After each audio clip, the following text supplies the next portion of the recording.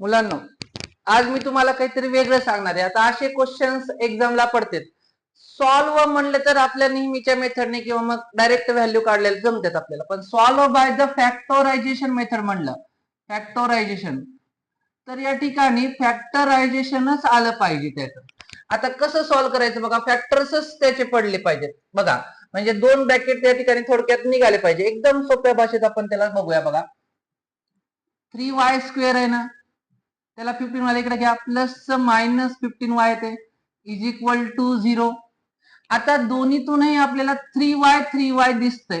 15 मध्ये पण मला 3 दिसायला लागले, म्हणून या ठिकाणी मी काय करणार आहे, 3y ला कॉमन काढणार आहे. मग 3y जर कॉमन निघालं तर मध्ये राहते y स्क्वेअरचं y आणि 3 5 जर 15 म्हणजे 5 राहते इज इक्वल टू 0. आता 3y इज इक्वल टू 0 आणि y minus 5 is equal to 0, म्हणजे इथे येते y इज इक्वल टू 0 ही एक व्हॅल्यू आणि y is equal to minus 5 plus 5 ही एक व्हॅल्यू. असं या ठिकाणी हे सॉल्व्ह होते बाय फॅक्टरायझेशन मेथड. आता हे बघा, ह्याचं कसं करणार, एक्स स्क्वेअर त्या 3 ला इकडे घ्या, मायनस 3 इज इक्वल टू 0. आता हे काय करायचं, दोनच टर्म आहेत, स्क्वेअर आहे. आता इथं थोडस या ठिकाणी आपल्याला बघायचं की 3 कोणाचा स्क्वेअर आहे, तर 3 जो आहे ना तो √3 चा स्क्वेअर आहे. मी तुम्हाला सांगितलं होतं बघा, स्क्वेअर स्क्वेअर रूट कॅन्सल 3 राहते. मग ए स्क्वेअर मायनस बी स्क्वेअर बसतं इथं, ए स्क्वेअर मायनस बी स्क्वेअर. मी तुम्हाला म्हणलं दोन ब्रॅकेट आले पाहिजेत, कभी अंदर कभी बाहेर, ए प्लस बी ए मायनस बी असा फॉर्म्युला या ठिकाणी बसवायचा. म्हणजेच एक्स प्लस √3 आणि x minus √3 is equal to 0. X is equal to √3 तिकडे गेलं minus √3, x is equal to √3 तिकडे गेलं plus √3.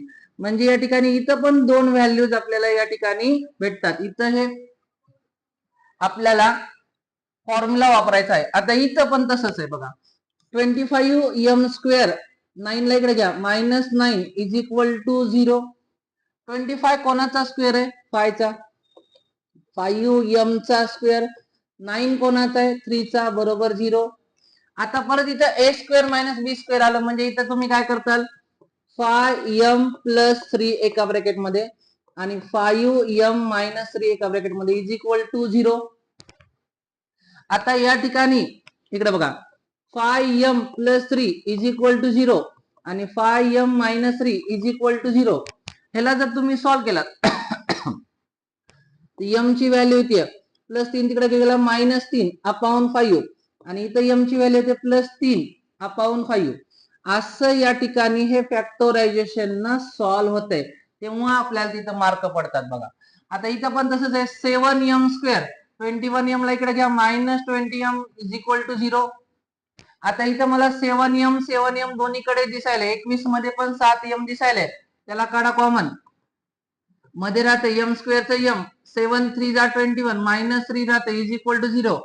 7m is equal to 0, m minus 3 is equal to 0. याचा अर्थ m इज इक्वल टू 0 येते, 7 तिकडे गेला 0 होऊन जाते आणि m इज इक्वल टू 3 येते. अशा दोन व्हॅल्यू येतात. आता इथं मायनस 11 आहे, 11 कोणाचा स्क्वेअर आहे, √11 चा स्क्वेअर आहे, म्हणजे परत या ठिकाणी ए स्क्वेअर मायनस बी स्क्वेअर दिसायला लागले. मग एका ब्रॅकेट मध्ये ए प्लस बी आणि दुसऱ्या ब्रॅकेट मध्ये परत A minus B is equal to 0. m is equal to √11 plus is equal to 0 आणि या ठिकाणी m minus √11 is equal to 0.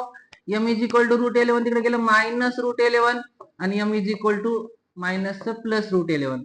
अशा परत दोन व्हॅल्यूज येतात बघा. हे थोडेसे क्वेश्चन्स वेगळे पण अवघड नाहीये, सोपे आहेत. ह्याला परत एकदा बघा आणि परत एकदा तुम्ही सॉल्व्ह करून बघा.